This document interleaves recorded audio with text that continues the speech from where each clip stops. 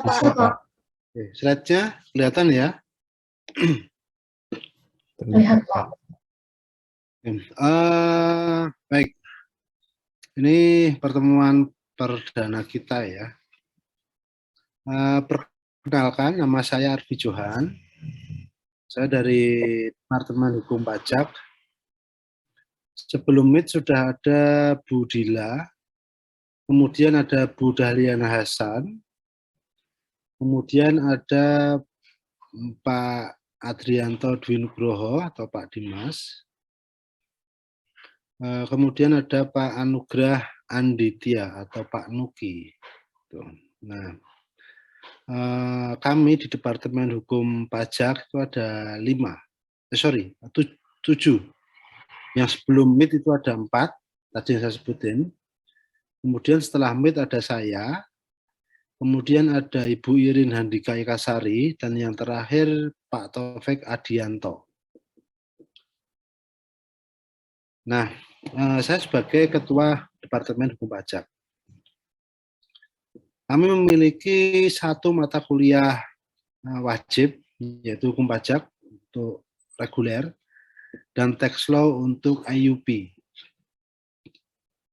Sedangkan untuk konsen kami baru menawarkan di kelas reguler.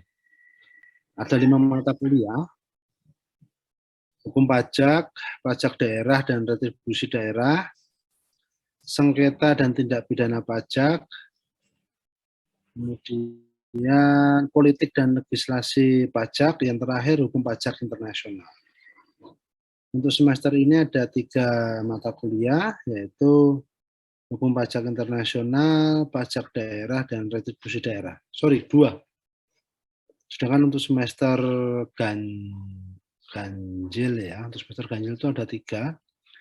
Politik legislasi pajak, sengketa tidak pidana pajak, dan pajak pusat. Selain itu kami juga memiliki beberapa mata kuliah yang tersebar di beberapa prodi S2. Di prodi Magister Ilmu Hukum Yogyakarta itu ada mata kuliah Persetujuan Penghindaran Pajak Berganda. Kemudian ada mata kuliah Penentuan Harga Transfer. Selain itu di MHBK itu ada mata kuliah Hukum Pajak dan mata kuliah Kebijakan Fiskal. Masih ada mata kuliah di Magister Litigasi, yaitu Peradilan Administrasi Umum.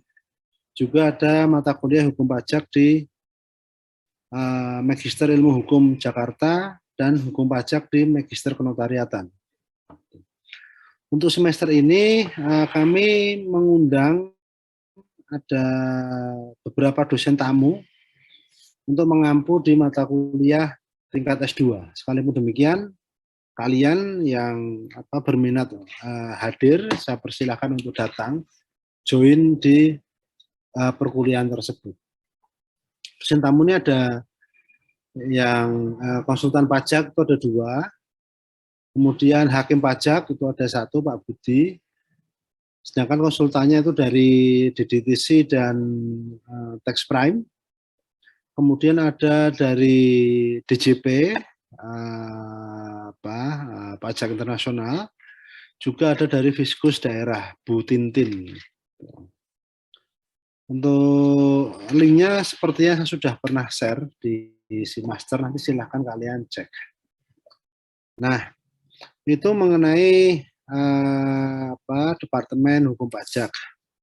Oh ya, untuk mata kuliah konsen yang 5 tadi, itu diharapkan atau kami desain untuk membantu teman-teman pengambil konsen hukum pajak untuk memperdalam isu yang akan diangkat melalui skripsi atau memberikan inspirasi bagi mahasiswa konsen hukum pajak yang ingin mengambil skripsi. Oleh karena itu kami biasanya mempersilahkan bagi teman-teman konsen untuk join di kelas yang kami ampu di prodi manapun. Bisa di prodi S1, bisa di prodi S2. Kemudian berkaitan dengan mata kuliah, tema hari ini, saya akan menyampaikan tema tentang PPN, konsep PPN, jadi sifatnya pengantar. Kemudian untuk besok Rabu, ruang lingkup PPN. Sehingga PPN ini ada 2 pertemuan. Yang pertama konsep, yang kedua ruang lingkup. Untuk konsep sendiri ada beberapa outline, yaitu sejarah dan perkembangan, terminologi, elemen dasar, kelebihan, dan keterkaitan perdagangan internasional. Nah, mengingat ini daring, hanya ada 50 menit gitu, sehingga barangkali nanti tidak semua outline ini bisa saya berikan. Sisanya nanti silahkan kalian pelajari di rumah. Kemudian untuk literatur pendukung, ada satu buku dari Rohmat Sumitro, Asas-asas dan Dasar Perpajakan. Ini seri 1, seri 2, dan seri 3. Nah, kami persilahkan kalian untuk menggunakan ketiga buku tersebut sebagai literatur pendukung. Selain itu untuk PPN juga ada literatur dari DDTC, silahkan kalian cek di website DDTC. Sepertinya literatur tersebut free, kalian bisa mendownload dari website DDTC. Saya kira itu, kita masuk ke materi yang pertama, sejarah dan perkembangan. Nah,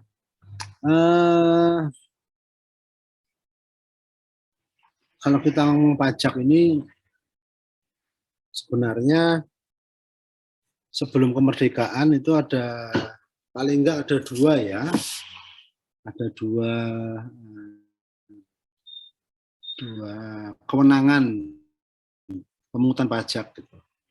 Yang pertama itu kewenangan yang lebih tua, yaitu berada di kerajaan di Nusantara. Ini biasanya dikenal sebagai upeti. Beberapa kerajaan membebankan upeti kepada wilayahnya. Upeti ini biasanya tanda bahwa wilayah tersebut tunduk sepenuhnya kepada si penarik upeti, dan yang kedua sebagai kompensasi pemberian perlindungan. Kemudian dia Belanda, kemudian Belanda masuk ke kita, membentuk pemerintah Hindia Belanda. Mulailah dikenal jenis pajak yang lazimnya dikenal dalam peradaban modern. Ada kantornya itu dia khusus gitu. Kemudian ada dasar pengenaan pajaknya, ada pencatatannya, administrasi yang ketat, dan lain sebagainya. Nah, setelah kemerdekaan yang membekas di negara kita itu adalah pajak yang berasal dari Hindia Belanda. Jadi aturan peralihan yang mengatakan bahwa semua aturan tetap berlaku itu sepanjang tidak diganti dengan peraturan yang baru. Salah satunya adalah regulasi tentang perpajakan yang sudah diterbitkan oleh pemerintah Hindia Belanda. Nah, untuk pajak yang terkait dengan PPN itu ada 3. Pajak pembangunan 1, periode pajak peredaran, dan periode pajak penjualan. Tahun 47 atau 2 tahun setelah Indonesia merdeka, negara menerbitkan Undang-Undang 14 tahun 47 tentang pajak pembangunan 1. Isinya gitu antara lain ada pungutan 10% dari jumlah pembayaran ruang makan dan penginapan. Termasuk gitu yang yang ada dalam pengertian ini termasuk pembelian makanan dan minuman atau sewa kamar, listrik, air, dan lain sebagainya. Oke. Kemudian tahun 56 ada undang-undang perimbangan keuangan. Gitu. Pajak pembangunan ini dinyatakan sebagai pajak daerah. Jakarta berhak memungut 15%, sementara daerah lain 10%. Nah, kalau kita lihat dari optik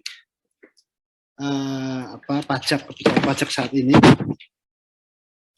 pajak hotel dan restoran ini masuk sebagai pajak daerah. Jadi begini, Mas dan Mbak, kebutuhan untuk negara itu kan tinggi ya, dan dia terbagi setidaknya 2, pusat dan daerah.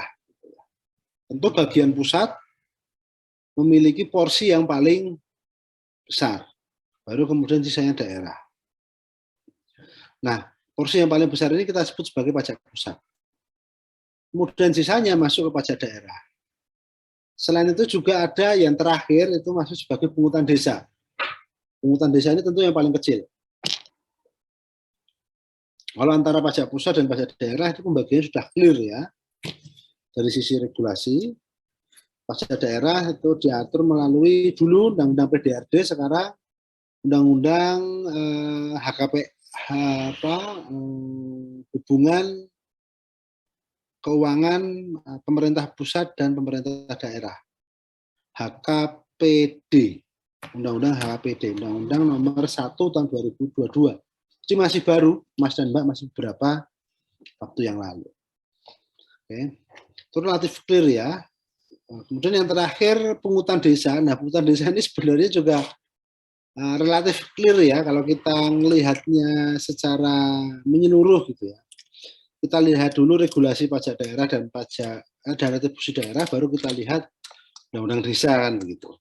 Tetapi ada banyak di desa, di beberapa desa itu yang objek pungutan desanya itu sama seperti objek retribusi daerah gitu, misalnya soal parkir itu. Nah, ini mengakibatkan kesalahpahaman antara pemerintah daerah dan pemerintah desa. Gitu. Karena dalam tanda kutip rebutan sumber income. Itu soal lain lah, itu bisa kalian gali melalui skripsi. Kita kembali ke periode pajak pembangunan. Nah, Undang-Undang 32 tahun 56 itu menjadi permulaan bagaimana pajak hotel dan restoran diposisikan sebagai pajak daerah, dan itu berlaku hingga saat ini. Berpengaruh hingga saat ini. Undang-Undang hubungan keuangan pemerintah pusat dan pemerintah daerah, Undang-Undang nomor 1 tahun 2002, masih sama menggunakan konstruksi tersebut. Pajak hotel dan restoran masuk sebagai pajak daerah. Oke. Nah, mengenai persentase, mengapa Jakarta besar dan mengapa daerah lain lebih kecil daripada Jakarta, ya jawabannya sederhana saja, karena pada saat itu Jakarta, sampai saat ini juga sama sih, Jakarta memiliki potensi pajak terbesar, pajak daerah terbesar dari seluruh wilayah provinsi di Indonesia. Sehingga pemerintah mungkin berpikir pada saat itu hendaknya potensi yang besar dimaksimalkan. Makanya banyak tuh, maka dimaksimalkan dengan tarif yang tinggi juga. Nah, sekalipun itu ya, kalau kita lihat dari pendekatan ilmu ekonomi, memaksimalkan tarif itu tergantung dari yang namanya elastisitas permintaan silang. Nggak bisa seluruh pajak kita tinggikan tanpa melihat objeknya. Kalau semua pajak ditinggikan tanpa melihat objeknya, bisa jadi itu akan mengakibatkan disinsentif bagi taxpayer untuk memenuhi kewajibannya. Implikasinya, penerimaan pajak akan menurun atau potensi sengketa akan naik. Cuma dua itu. Nah, nanti mengenai elastisitas permintaan silang akan didiskusikan pada saat mata kuliah konsen bagi kalian yang ingin mengambil konsentrasi hukum pajak. Kita lanjut. Kedua adalah periode pajak peredaran 1950. Undang-Undang Darurat Nomor 12 Tahun 50 tentang pajak peredaran. Tarifnya itu 2% per peralihan barang atau jasa. Dasar pengenaan pajaknya harga produk. Cara pengenaannya 1 kali pada hasil akhir, ya.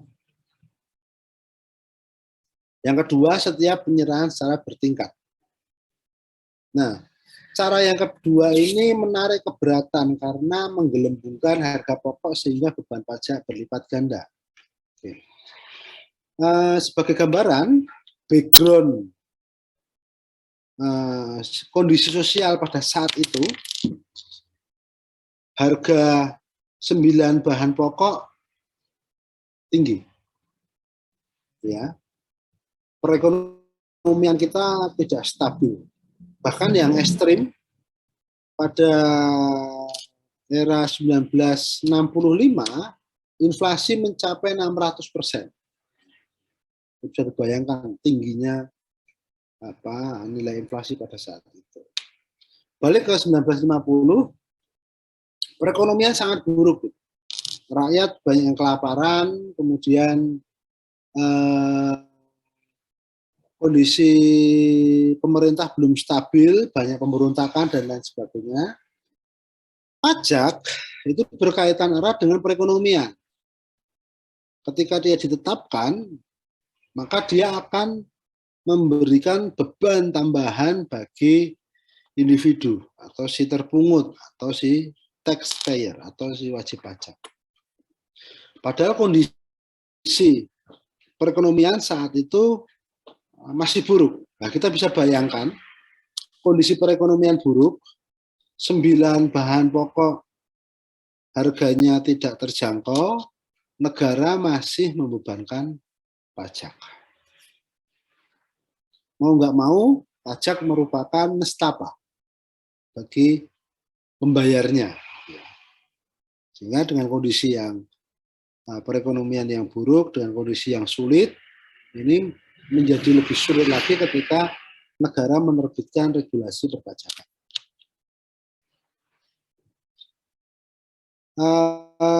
Regulasi tersebut hanya berlaku selama 9 bulan. Kemudian pada tahun 1951 itu ada pajak penjualan. Negara menerbitkan undang-undang pajak penjualan yang mengganti undang-undang pajak peredaran. Pajak penjualan dipungut atas harga penjualan barang-barang yang bukan kebutuhan hidup sehari-hari. Nah, mulai di sini mengakomodir kebutuhan masyarakat. 9 bahan pokok atau kebutuhan sehari-hari itu tidak dikenakan pajak. Selain itu, juga ada tambahan 18 jenis jasa yang dipungut pajak penjualan. Jasa ini mulai advokat, notaris, akuntan, dan lain sebagainya. Pajak penjualan dikenakan 1 kali pada saat penyerahan barang, tidak bertingkat. Tetapi pada pasal 33 undang-undang tersebut mengatur bahwa apabila barang diolah kembali oleh pabrikan selanjutnya, pajak penjualan atas barang tersebut dapat dikurangkan dengan pajak penjualan yang telah di-store sebelumnya. Jadi di sini mulai ada konsep pertambahan nilai. Ya. Penambahan nilai. Diolah kembali oleh pabrikan selanjutnya. Ya, barang masuk, kemudian barang tersebut diolah kembali sehingga nilainya menjadi naik, menjadi bertambah. Pasal ini juga mengatur pengurangan terhadap pajak masukan yang dipungut dari harga barang yang dimasukkan dan dipakai di daerah pabean Indonesia. Selain konsep pertambahan nilai, juga menambah konsep tentang pengkreditan pajak. Yang terakhir juga ada konsep tentang pajak kemewahan. Dalam satu undang-undang itu dikenalkan 3 konsep. Konsep pertambahan nilai, konsep pengkreditan, dan yang terakhir konsep pajak kemewahan. Undang-undang tersebut mengalami perluasan kalau kita bandingkan dengan pajak peredaran. Subjek kita lihat dari 3 lingkup. Yang pertama subjek. Awalnya pabrikan, kemudian pengusaha jasa. Dia ada perluasan. Awalnya yang sekalipun istilahnya barang dan jasa, tetapi dalam undang-undang pajak peredaran itu fokusnya hanya barang saja, jasa belum. Kemudian objek diperluas. Tadi saya singgung bahwa dari awalnya hanya barang, kemudian jasa mulai masuk. Objek pun juga demikian. Objeknya mulai dikenalkan 18 macam jasa. Tarifnya, tarif umum dari sebelumnya itu 10% ke 20%. Kemudian tarif khususnya dari 20%, khusus itu berkaitan dengan pajak atas kemewahan, menjadi 50%. Nah, undang-undang ini berlaku dan tampaknya undang-undang ini dianggap tidak bisa lagi memenuhi kebutuhan budgeter di era akhir 70-an. Nah, sebagai gambaran, mainstream pemikiran pada masa 70-an awal sampai 60-an lah ya, 60-an sampai 70-an akhir didominasi oleh gagasan sumber daya alam merupakan income dominan bagi negara. Saya ulangi, pada tahun 60-an sampai akhir tahun 70-an itu didominasi pemikiran bahwa hasil sumber daya alam merupakan income dominan bagi negara. Nah, pada periode tersebut kita juga mengalami masa emas harga minyak. Produksi minyak kita berlimpah, kemudian harga minyak dunia bagus. Bagus itu bagus bagi penjual, artinya tinggi dia. Nah, implikasinya income kita dari penjualan minyak naik.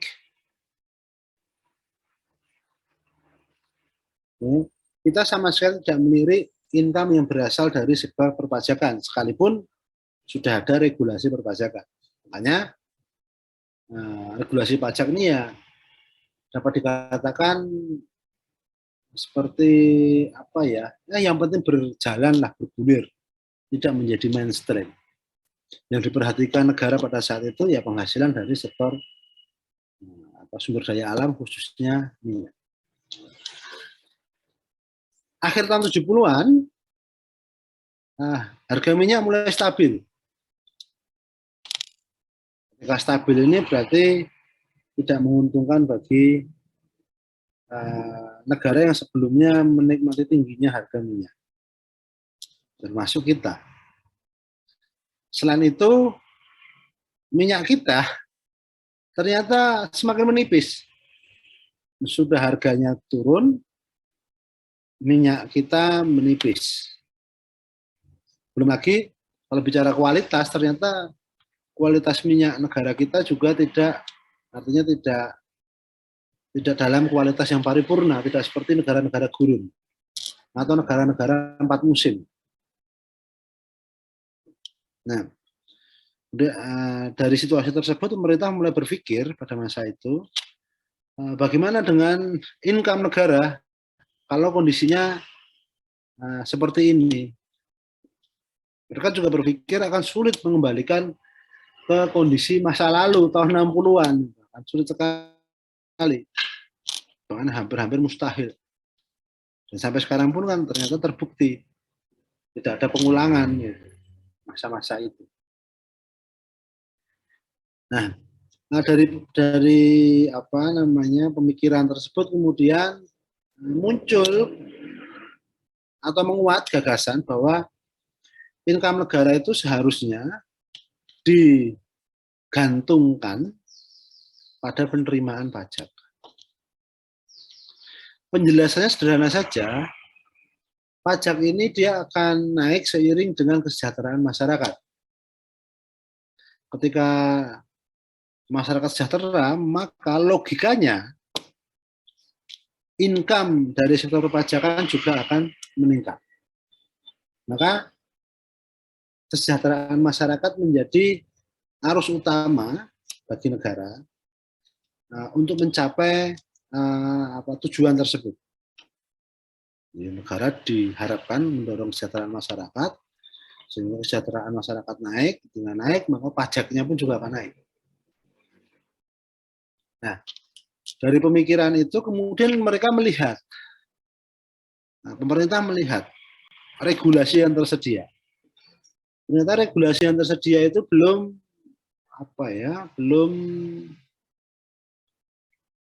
ideal.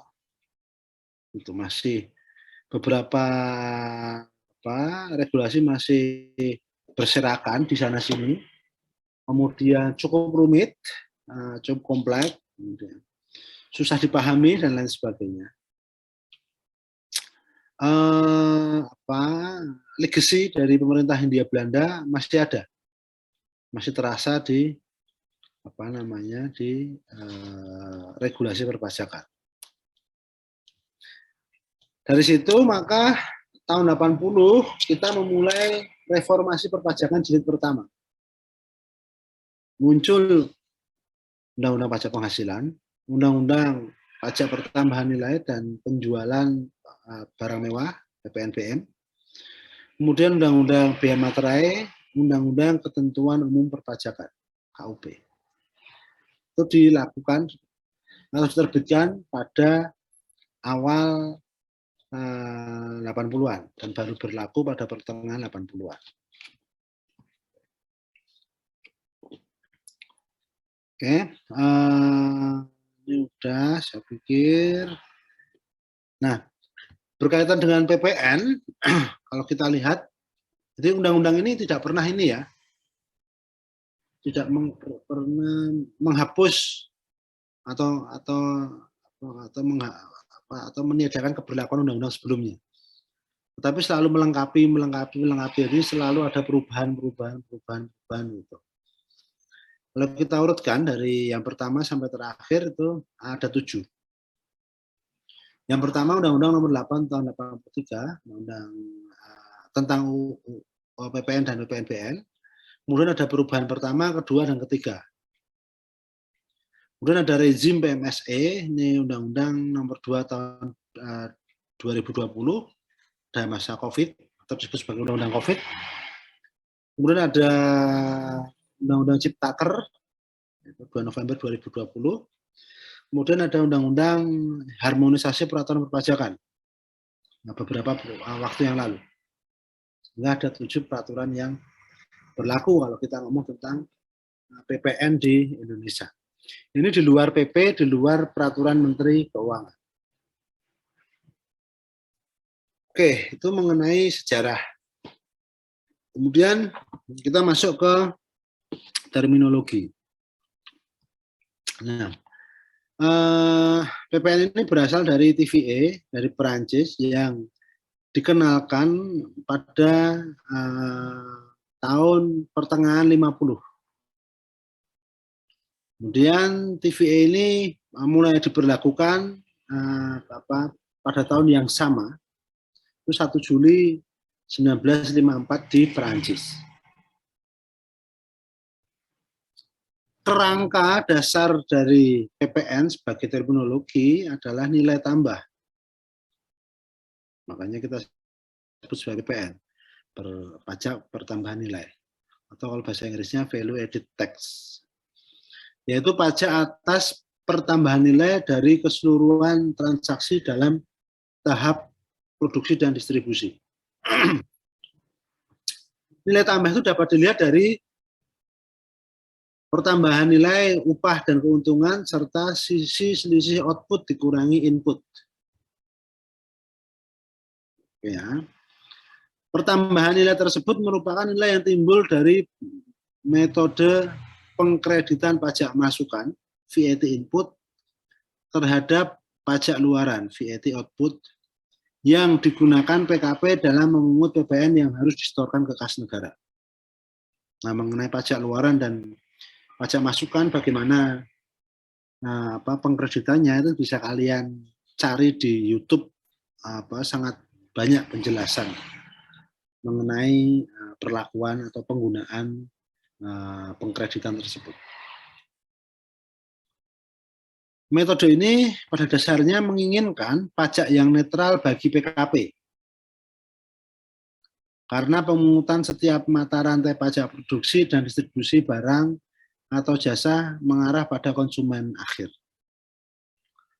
Untuk memastikan beban pajak itu jatuh atau berada di pihak konsumen akhir, maka PKP diberikan kewajiban untuk memungut PPN atas barang kena pajak atau jasa kena pajak serta mempunyai hak untuk mengkreditkan PPN yang dipungut pihak lain.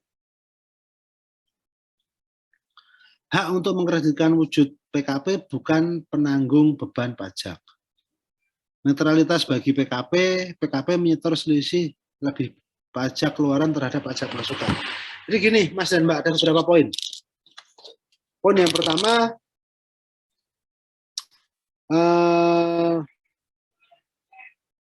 PPN ini dianggap sebagai pajak yang ramah terhadap perekonomian karena dia tidak menyebabkan distorsi. Nah, penjelasannya sebagai berikut. Kalian tahu bahwa pajak itu dapat dibagi menjadi dua. Ada pajak subjektif dan ada pajak objektif. Pajak subjektif dia fokus terhadap subjeknya terlebih dahulu. Subjeknya ini berkaitan dengan penghasilan tidak kena pajak, berkaitan dengan berapa jumlah tanggungan, berkaitan dengan tarif progresif. Paling nggak 3 itu. Kalau kita tarik ke ininya, ke prinsip perpajakan, maka kita akan masuk ke prinsip equity dari form maximnya Adam Smith. Ya, clear ya? Nih, saya memiliki penghasilan, maka PTKP-nya berapa? Misalnya batasnya katakanlah 60 juta. Berarti kalau penghasilan saya 50 juta, maka saya tidak berkewajiban untuk membayar pajak. Clear ya? Setelah itu kemudian dihitung berapa tanggungan saya. Saya istri punya anak 3, maka saya masuk K3 maksimal. Sehingga jumlah pengurang pajak saya itu selain istri juga tambah 3 anak. Baru kemudian akan dilihat penghasilan bruto. Kalau hasil pengurangan tersebut, hasil pengurangan tersebut menunjukkan tanda minus, maka saya tidak perlu membayar pajak. Kecuali menghasilkan tanda plus, maka penghasilan neto, maka saya berkewajiban membayar pajak. Nah, penghasilan neto ini kemudian dilihat lagi. Berapa ininya, range-nya, bracketnya berapa. Gitu. Ada bracket pertama, kedua, ketiga, misalnya begitu. Pertama 5%, kedua 15%, ketiga katakanlah 25%. Terakhir 30%, 4 ya. Kalau masih berada di bawah katakanlah 50 juta gitu ya, penghasilan bersihnya, maka saya kena bracket yang 5%. Tapi kalau sudah di atas itu, maka saya kena bracket yang kedua 15%. Sehingga subjek itu diperhatikan terlebih dahulu, baru kemudian kita ngomong objeknya. Ini ya. Ini berbeda dengan pajak objektif. Pajak objektif dia memperhatikan objeknya saja. Apakah ini memenuhi persyaratan objektif? Kalau memenuhi maka subjeknya dilupakan. Sehingga implikasinya dalam pajak objektif tidak peduli lagi siapa subjeknya. Misalnya nih, si individu ini dia merupakan pengusaha eksportir batu bara gitu ya. Kemudian yang satu lagi misalnya mahasiswa hukum S1 reguler gitu kan. Nah, mereka beli ke minimarket. Yang satu memiliki penghasilan yang sangat tinggi gitu ya. Yang lainnya masih bergantung pada orang tua. Tapi ketika mereka pergi untuk belanja ke minimarket, keduanya sama-sama kena PPN 11%. Nah, pajak objektif mengabaikan aspek keadilan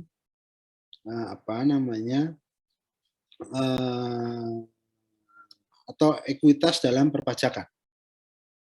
Tetapi dari sisi perekonomian, pajak objektif ini justru pajak yang tidak mendistorsi perilaku. Karena semuanya kena. Semua kena dengan tarif yang sama. Ketika semua kena, maka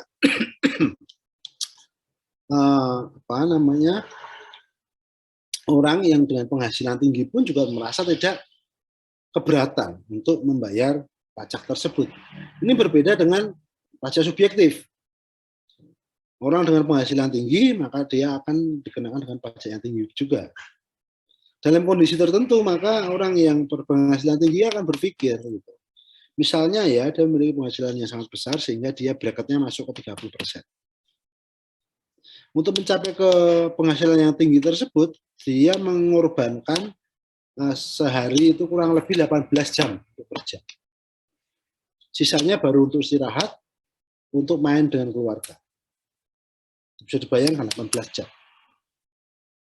Ketika dia mengorbankan waktu dan energi cukup banyak, sementara kompensasinya menurun akibat rate-nya yang tinggi, hal tersebut akan mengakibatkan disinsentif bagi individu yang bersangkutan.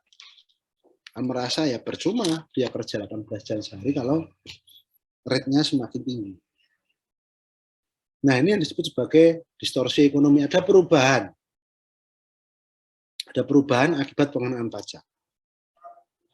Tapi kalau pajak objektif tidak, karena semuanya sama, 11%. Mau eksportir batu bara, mau mahasiswa reguler, mau YouTuber kayak siapa? Saya lupa namanya. Atta Halilintar itu. Ketika masuk ke minimarket ya kenanya sama. Clear ya? Oke, itu yang pertama. Jadi kelebihan dari pajak objektif dia tidak mendistorsi ekonomi. Tapi kelemahannya dia bermasalah dari prinsip ekuitas. Kemudian yang kedua,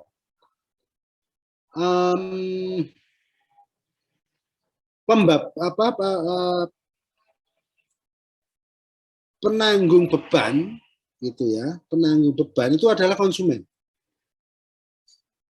Gitu ya. Sehingga penanggung beban dan apa namanya pemungut itu merupakan dua hal yang terpisah. Tentu beban di sini adalah ini ya, beban dalam arti finansial. Ya. Yang membayar terakhir adalah konsumen. Kalau kita ngomong beban finansial. Tapi kalau kita ngomong beban dalam arti administratif, maka beban itu berada di pengusaha kena pajak atau PKP. PKP memungut dari konsumen, kemudian mengadministrasikan, artinya menyetor dan melaporkan kepada negara. Tapi yang membayar kan konsumen.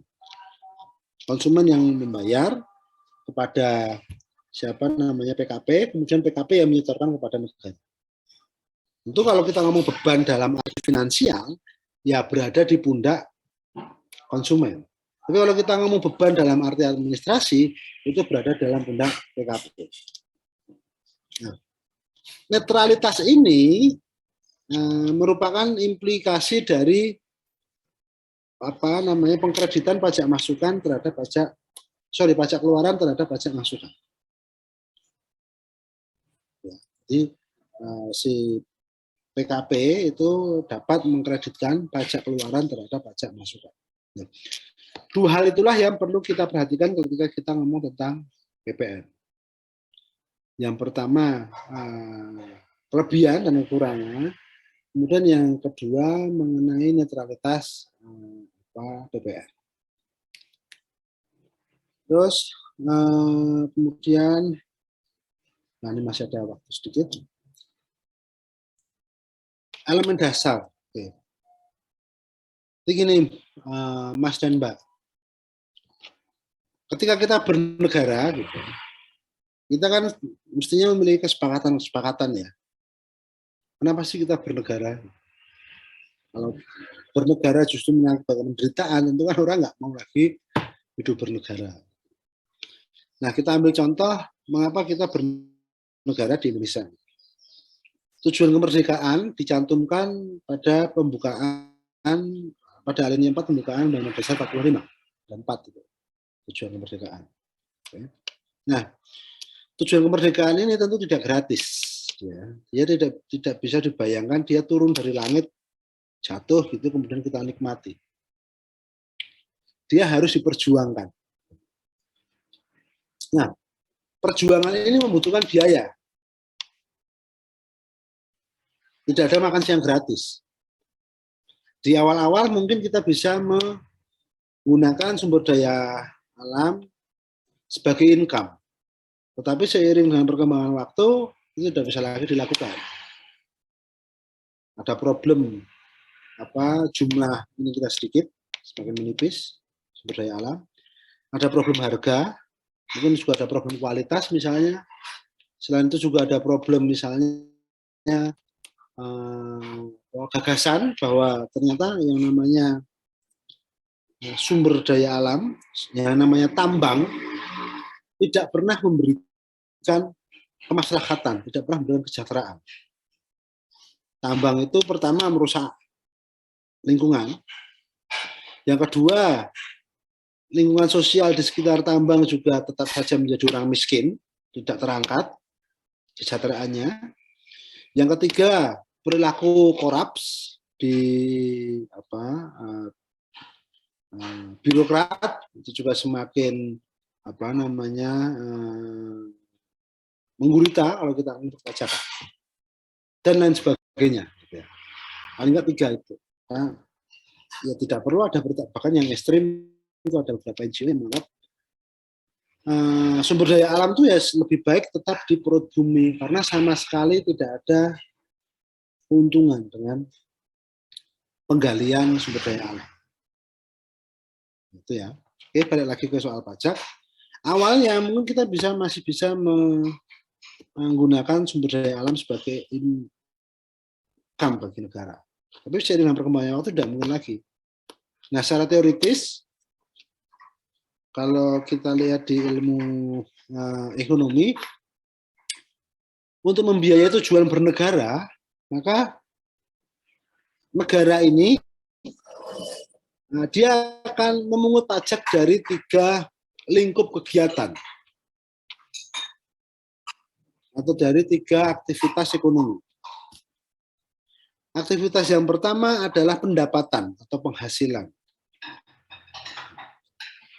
Ketika seseorang boleh penghasilan, pendapatan, maka itu saat yang memungkinkan dipungut pajaknya. Yang pertama. Kemudian yang kedua, saat memiliki properti. Properti ini bisa benda bergerak, bisa benda tidak bergerak. Di pajaknya, misalnya melalui PBB, melalui pajak kendaraan bermotor. Dan yang terakhir, pada saat transaksi atau konsumsi. Nah, ini macamnya banyak. Paling nggak kita bagi menjadi 2. Ada yang bersifat umum, ada yang bersifat khusus. Kalau yang bersifat umum ini adalah PPN. Artinya apapun objek transaksinya gitu ya, atau konsumsinya, itu dipungut. Dipungut pajak. Tetapi ada yang bersifat khusus. Yang bersifat khusus misalnya yang menjadi objek adalah tembakau, maka ada cukai tembakau. Yang menjadi objek adalah minuman beralkohol, maka ada cukai minuman beralkohol. Yang menjadi objek adalah tanah dan bangunan, maka dikenal BPHTB, biaya perolehan hak atas tanah dan bangunan. Ini sebenarnya adalah konsumsi juga. Kemudian yang menjadi objek adalah dokumen, maka ada biaya materai dan lain sebagainya. Nah, ini yang ketiga ini disebut sebagai pajak konsumsi atau transaksi. PPN itu menjadi bagian dari pajak konsumsi atau transaksi. Dia dipungut dari aktivitas konsumsi atau transaksi. Nah, makanya ketika kita pergi belanja ke minimarket gitu ya, bisa jadi kita dalam satu kegiatan gitu ya, itu dikenakan 2 pajak. Kita di situ beli apa namanya belanja kebutuhan apa namanya snack gitu ya. Kemudian juga beli minuman beralkohol gitu. Beli juga rokok gitu. Maka kita membayar selain PPN juga membayar cukai atas tembakau dan cukai atas minuman beralkohol. Selain itu juga ada biaya masuk, itu juga bisa dikenakan itu ketika kita masukkan sesuatu dari di luar daerah kepabeanan, kita juga akan dikenakan biaya masuk. Saya kira itu pertemuan pada hari ini. Ada pertanyaan enggak? Mas dan Mbak, saya persilahkan.